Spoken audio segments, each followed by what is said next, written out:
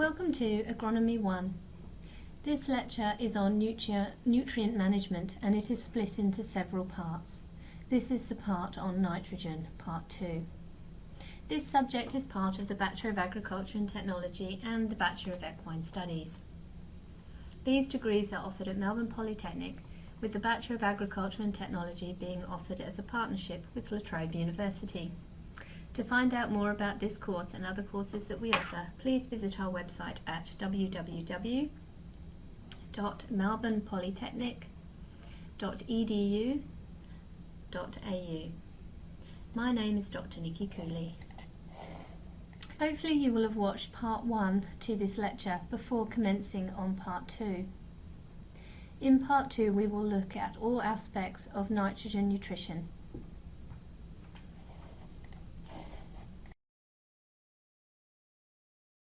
Nitrogen is what is referred to as a macronutrient. The other common macronutrients are potassium and phosphate, and we will learn about these in subsequent lectures. But in this lecture we are going to concentrate on the macronutrient nitrogen. So we're going to learn about nitrogen in part 2 of this lecture. We are going to start off with a review of the chemistry of nitrogen. What is a nitrogen atom, for example? We are going to look at soil nutrient variation, nitrogen sources, how to test for nitrogen, and how soil pH can influence nitrogen application, and we will end with a nutrient plant uptake overview. Let us begin with nitrogen, the macronutrient. The image on the left-hand side demonstrates the element composition of nitrogen. It has an atomic number of 7. Nitrogen is a gas and clear. However, if you place nitrogen in a vial and then put a voltage across the vial, you get this beautiful purple colour. The image in the centre of the slide is when nitrogen is incorporated into the compound NH3. Nitrogen is classed as a primary macronutrient and is found in relatively high concentrations in plants. The reason nitrogen is so important to plants is that it is evolved in many functions. It is essential to the production of all proteins. It is required in the production of chlorophyll. It is required in the production of nucleic acids. Sugar content and yield can be affected if nitrogen is deficient. And finally, it interacts with other nutrients. Annual crop uptake of nitrogen can vary significantly, from approximately 56 to 224 kilograms per hectare per year. This depends on not only the crop but also the yield. For example, alfalfa assumed yield for 1 ton would take up 180 kilograms per hectare, while as oats for every 0.84 meter cubed might take up 84 kilograms per hectare. From the example on the slide, you will see that corn silage takes up the most amount of nitrogen from the example showed. Estimations of nitrogen uptake are useful. You can do this by using tables such as the one shown in the previous slide and multiply by your yield. Or you can send off your sample for plant tissue nitrogen content and then multiply the fraction of your nitrogen content by your dry yield, giving your total nitrogen plant uptake. Comparisons of actual uptake rates to your nitrogen fertilizer rates are useful, as they enable you to determine how well your management practice is progressing. For example, excessive losses of nitrogen can be calculated using this method. The amount of nitrogen uptake will be largely controlled by the concentration of nitrogen available in the soil. The following slide is a summary from research which was conducted in 2013 by Arvesay et al. It is a nitrogen uptake study. They used radioactive label heavy nitrogen to follow nitrogen around the plant. This research was quite innovative and gave us some new insights into how plants take up nitrogen.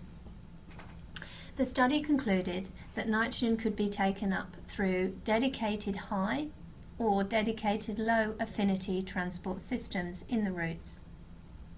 These are shown on the figure. The main uptake form of nitrogen is that of nitrate and ammonium salts, but organic nitrogen uptake in the form of urea or ammonium acids can also occur.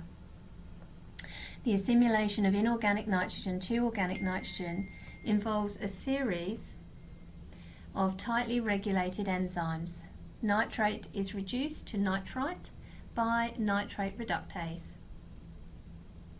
Plasmid located nitrate reductase produces ammonium, which is then incorporated into glutamine by glutamine synthesis. Ammonium can also be fixed by cytosol glutamate synthesized isoforms, again producing glutamine as the first organic nitrogen containing compound. Ammonium is often fixed in the roots, whereas nitrate is mainly transported to the shoot before reduction. It can also be stored in the vacuoles. Steps at which isotope discrimination is known to occur are indicated by the scale symbol on the slide. The amino acids noted in bold represent the main products of nitrogen assimilation, and the enzymes are indicated in italics. Now, while most of this may seem complicated, the take-home message for you as Agronomy 1 students is that there are two transport systems. They occur in the roots, that nitrogen can be assimilated in many forms. And finally, the process is complex. The image on this slide was obtained from J.S.Pat Partitioning of Carbon and Nitrogen in a Legume article in Functional Plant Biology. Here we have a hypothetical plant and its partitioning characteristics. You will note that leaves and stems are shown. The various figures relate to either the carbon or the nitrogen concentrations found in these components.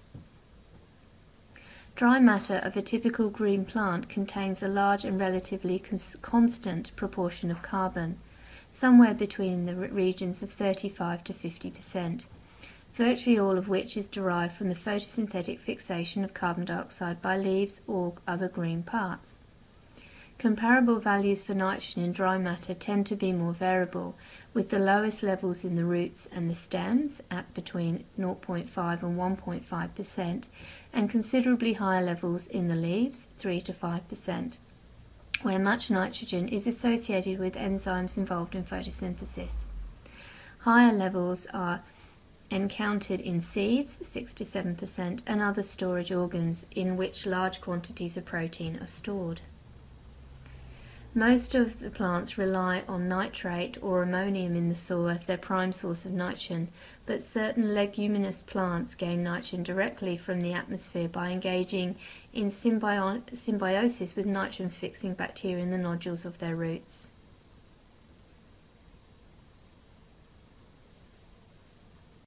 I have mentioned several times in this lecture that nitrogen plant requirements are delivered in the form of either ammonium or nitrate. The formula for ammonium is NH4+, and that of nitrate is NO3-.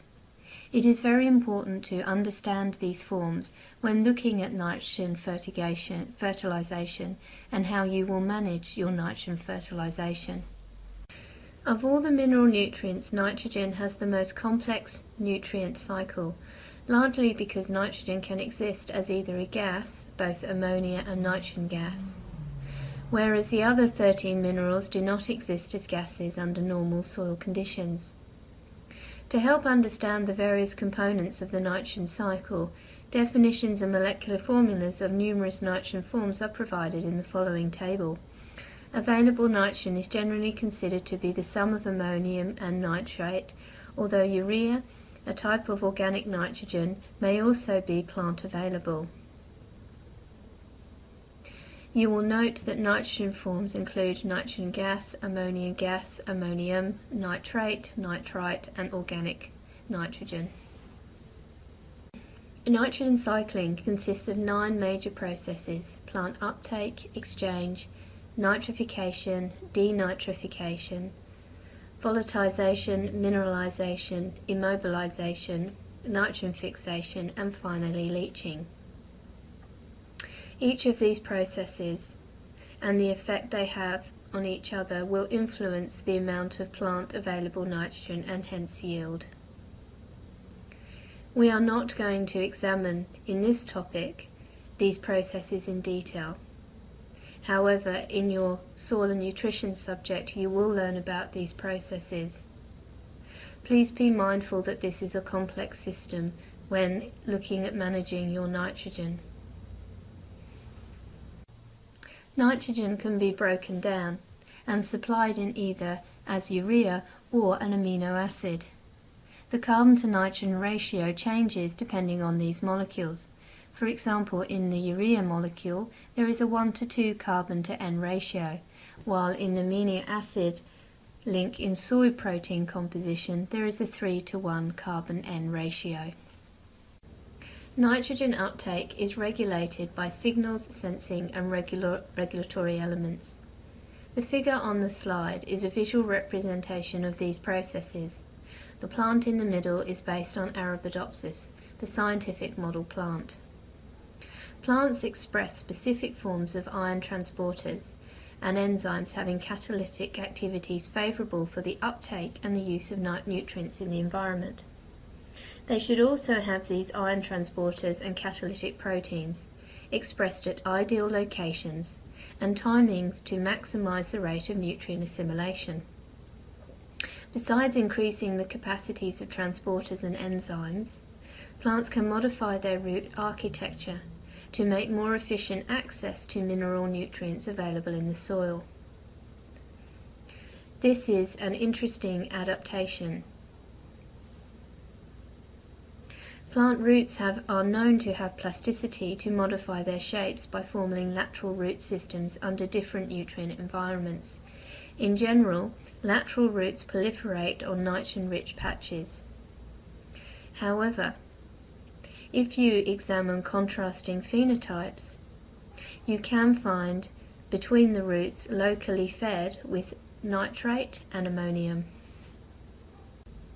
There are 3 major nitrogen fixation processes: ammonium fertilizer production, lightning, and biological fixation. Here I'm going to talk about nitrogen obtained via symbiosis. Some organisms are able to convert atmospheric nitrogen, which represents approximately 80% of the air we breathe, into ammonium. Worldwide, biological nitrogen fixation is estimated at 145 to 200 million tonnes per year, compared to approximately 90 million tonnes per year of world fertilizer. In crop production, in the US for example, the amount of biological nitrogen fixation is approximately 1/3 of that is in the soil. Nodules generally pink to salmon colour when the organisms are actively fixing nitrogen due to a compound called ligohemoglobin, which contains iron and is similar to the hemoglobin found in blood. The image on your screen shows bacteria nodules on bean roots. Symbiotic nitrogen fixation is affected by many factors. These include inoculation, the soil pH, the moisture of the soil, the plant health, and the nutrient content in the soil. If either calcium, phosphorus, cobalt, boron, iron, copper, or molybdenum are lacking in the soil, this can slow symbiotic nitrogen fixation down. While high levels of nitrogen in the soil can stop symbiotic nitrogen fixation. When high levels are found in the plant, the plant stops releasing a bacterial attracting chemical. Once this chemical is no longer released, nodules are not formed, as the bacteria are no longer attracted to the roots. The nitrogen cycle that we introduced you to earlier results in available nitrogen balance in the soil and cropping cycles. On the left-hand side is a list of the processes that increase nitrogen or gain nitrogen, and in the right-hand side is a list of processes that decrease nitrogen or lose nitrogen. Nitrogen is gained by addition of fertilizer, biological fixation, addition of manure, release from exchange sites, the process of mineralization, precipitation, and irrigation water. While nitrogen is lost from the system when plants take it up, denitrification, volatilization, sorption to exchange sites, leaching, and immobilization processes. The image on the slide from the Noble organization is a concept that illustrates how nitrogen is required at different amounts during different stages of crop development. Nitrogen requirement is not great initially, but does increase when harvest is reached. You can use this information to alter your nitrogen management accordingly. Stephen Del Grosso et al. In 2009 published a paper on the global scale of greenhouse gas emissions. The conversion of native vegetation to cropland and intensification of agriculture typically result in increased greenhouse gases, mainly N2O and CH4, and more nitrate, NO3, leach below the root zone and into the waterways. Agricultural soils are often a source, but can also lack a sink of carbon dioxide. As stated by De Grosso et al., regional and larger scale estimates of greenhouse gases are usually obtained using the IPCC emissions factor methodology, but this is associated with high uncertainty. Therefore, they remodeled the greenhouse gas emissions using Day-Cent biochemical model for non-rice major crop types such as corn, wheat and soybean. The following illustration shows the results of this modelling. In the past, growers have only had to worry about nitrates getting into the riverways. They haven't had to worry about their greenhouse gas emissions. However, with future generations looking very closely at carbon dioxide emissions and other global warming gases, processes and pathways in order to reduce these will probably be sought. This will be looked upon, I suspect, as a more sustainable type of farming. In the illustration on the slide from the Lee and Lai paper in 2003, where they were talking or examining the possibility of converting carbon dioxide, nitrogen oxide and sulfur oxide, all greenhouse gas emissions, into valuable fertilizers, mainly nitrogen hydrocarbonate, that can enhance sequestration of CO2 into the soil and the subsoil earth layers, reduce nitrates, contamination of the groundwater, and stimulate photosynthetic fixation of carbon dioxide from the atmosphere. The invention integrates pollutant-removing fertilizer, production reactions with coal-fired power plants and other energy operations, resulting in clean energy systems that are in harmony with the Earth ecosystem, or at least these are the claims of the authors. It is worth noting that farming in future generations will require a better understanding of your ecosystems, not only your soils and your plants, but how your gaseous emissions interact too. Ensure when sampling for nitrogen that your protocol followed takes into account both spatial and temporal variations. Compare like time with like areas of your paddock. Ensure you take enough samples. Generally, only soil nitrate is sampled, not ammonium. Specifically, nitrate is mobile in soils, and you need to take this into account when designing your protocol. Therefore, only taking a small subsurface sample will not give you a true or accurate indication of your nitrate levels. Instead, you need to attain your soil from across your soil profile. Soil augers are useful for this type of soil assessment. If you take soil samples from shallower and deeper root profiles, ensure that you add the concentrations together to give you the total N across your root profile. Nitrate tends to be measured in either kilograms per hectare or parts per million.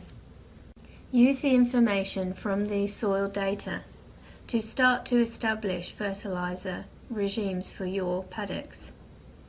Bear in mind, though, that fertilizer guidelines are only guidelines, and they should be adjusted to both your region and historical results. Often fertilizer guidelines are designed to optimize yield and not quality.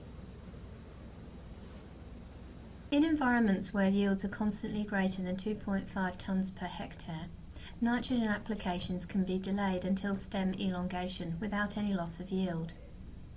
In lower yielding environments, the chances of achieving a yield response similar to that achieved with an application at sowing is less. There is no consistent difference in the response of nitrogen between different forms of nitrogen fertilizer. In general, increases in grain protein concentration are greater with nitrogen applications between flag leaf emergence and flowering. Volatilization losses can be significant in some cases, and the greatest risk is with urea and lower with UAN and ammonium sulfate. One of the most common fertilizers available on the commercial market is DAP or DAP. It is known as diammonium phosphate, but also in chemical circles referred to as diammonium hydrogen phosphate.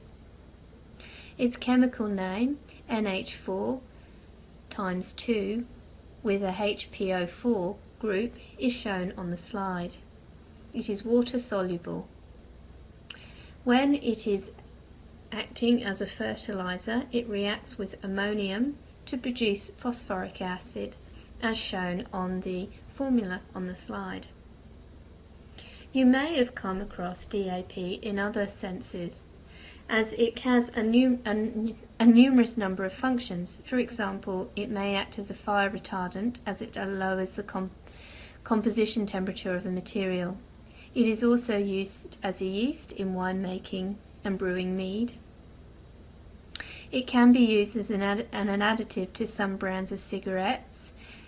It can be used to prevent afterflow in matches, for purifying sugar, and as a flux for soldering tin, copper, zinc and brass. It can also be used to control precipitation of alkyne soluble and acid insoluble colloid dyes on wool. When DAP comes into contact with the soil, it temporarily increases the soil pH. It is incompatible with alkaline chemicals. You typically see it for sale with a commercial formula that may look something like 18-46-0.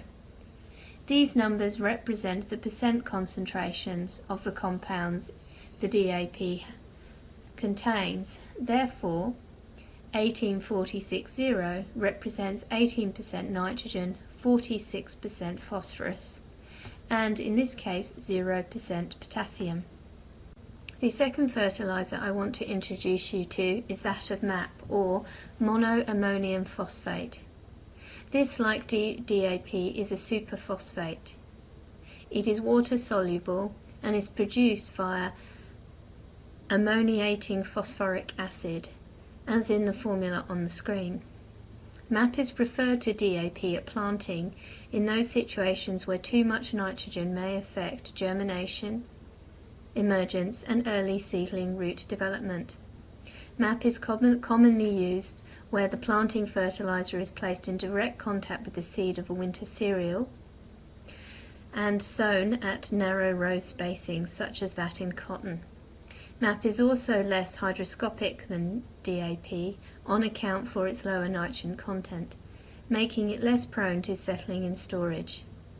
This makes it suitable to place in silos for an on-farm storage. Through the time that it is stored in this way in silos should be kept to a minimum.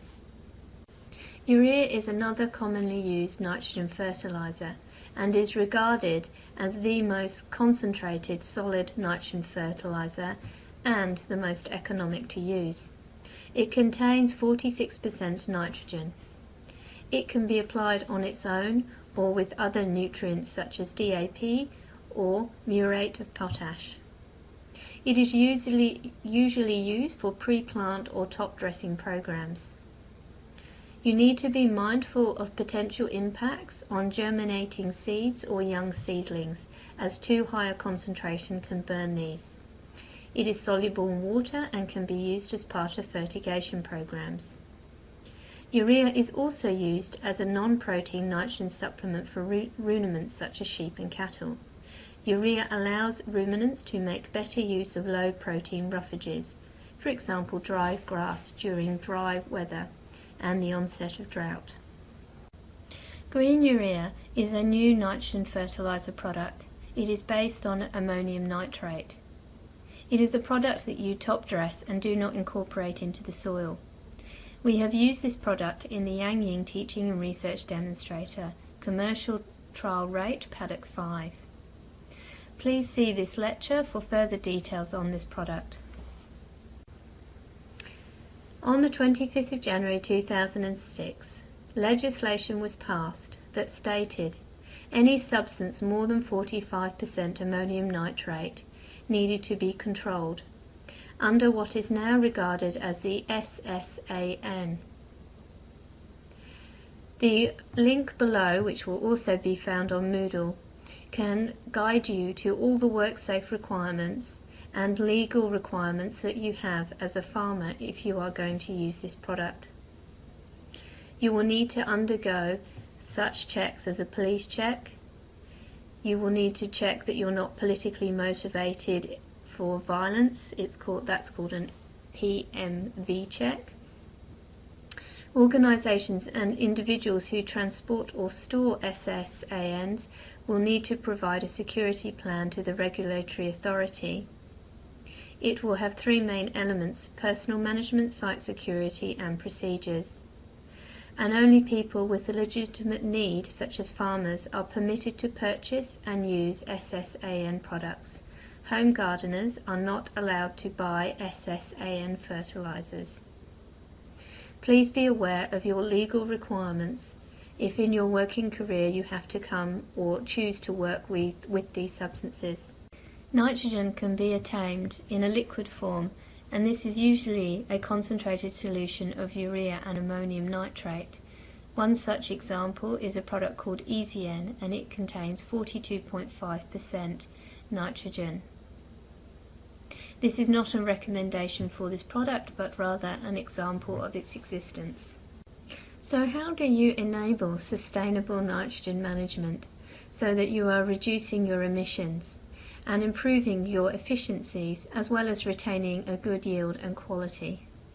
Well, the answer is quite complex, but one step in the right direction is to use enhanced efficiency fertilizers, and this is known as EEF for short.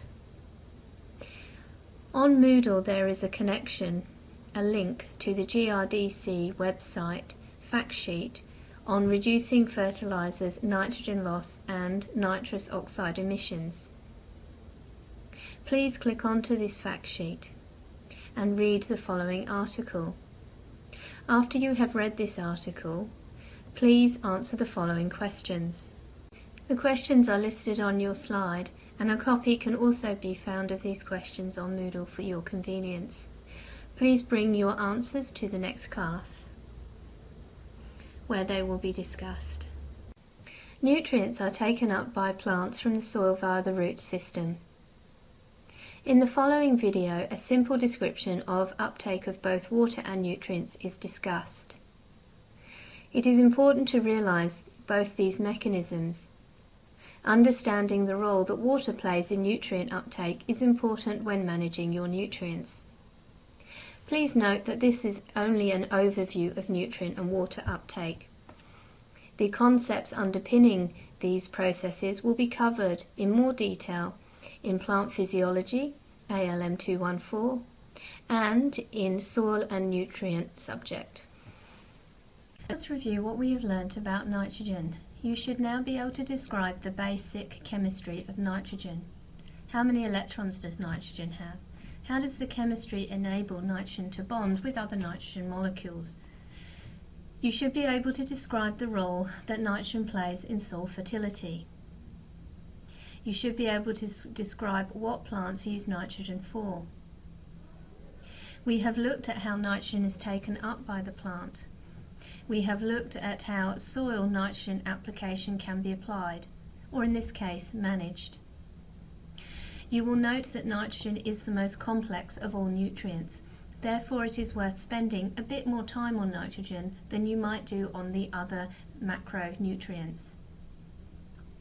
That brings us to the end of Lecture 6, Part 2. Please now continue on to Lecture 6, Part 3.